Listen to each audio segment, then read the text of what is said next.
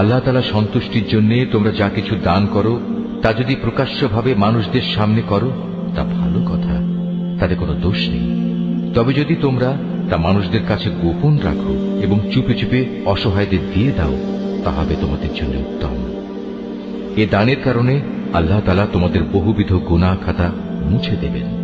আর তোমরা যাই করো না কেন, আল্লাহ তাআলা সবকিছু সম্পর্কে ওয়াকিবহাল রয়েছেন।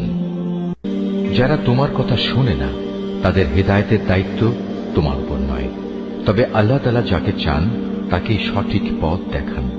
তোমরা যা দান সদকা করো এটা তোমাদের জন্যই কল্যাণকর, কারণ তোমরা তো এজন্যই খরচ করো যেন আল্লাহর সন্তুষ্টি অর্জন করতে পারো।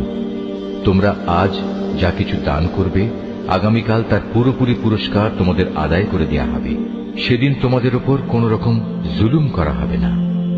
দান সদকা তো তোমাদের মাঝে এমন কিছু গরিব মানুষের জন্য যারা আল্লাহর পথে এমন ভাবে ব্যাপৃত, যারা নিজেদের জন্য জমিনের বুকে চেষ্টা সাধনা করতে পারে না। আত্মসম্মান বোধের কারণে কিছু চায় না বলে অজ্ঞ মূর্খ লোকেরা এদের মনে করে এরা বুঝি সচ্ছল, কিন্তু তুমি এদের বাহ্যিক চেহারা দেখেই এদের সঠিক অবস্থা বুঝে নিতে পারো। এরা মানুষদের কাছ থেকে কাকুতি মিনতি করে ভিক্ষা করতে পারে না।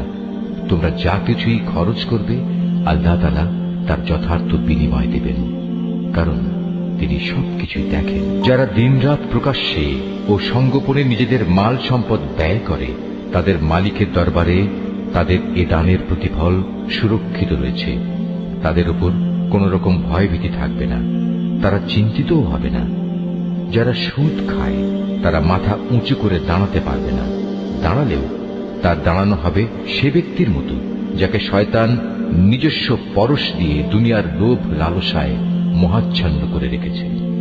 এটা এই কারণে যেহেতু এরা বলে ব্যবসা বাণিজ্য তো সুদের মতোই একটা কারবারের নাম, অথচ আল্লাহ তাআলা ব্যবসা হালাল করেছেন এবং সুদকে হারাম করেছেন।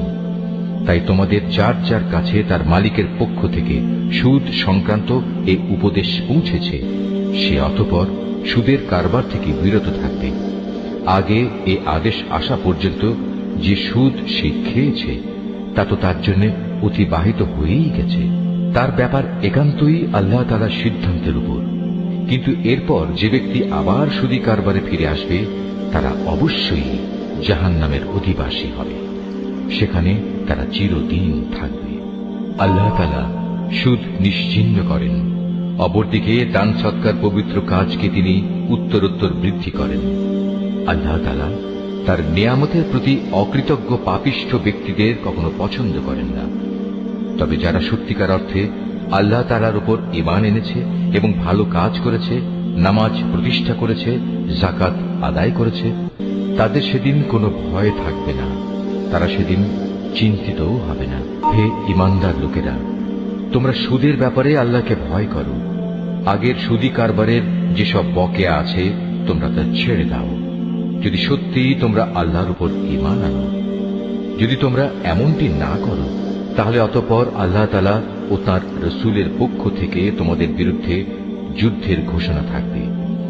আর যদি এখনো তোমরা আল্লাহর দিকে ফিরে আসো, তাহলে তোমরা তোমাদের মূলধন ফিরে পাবার অধিকারী হবে।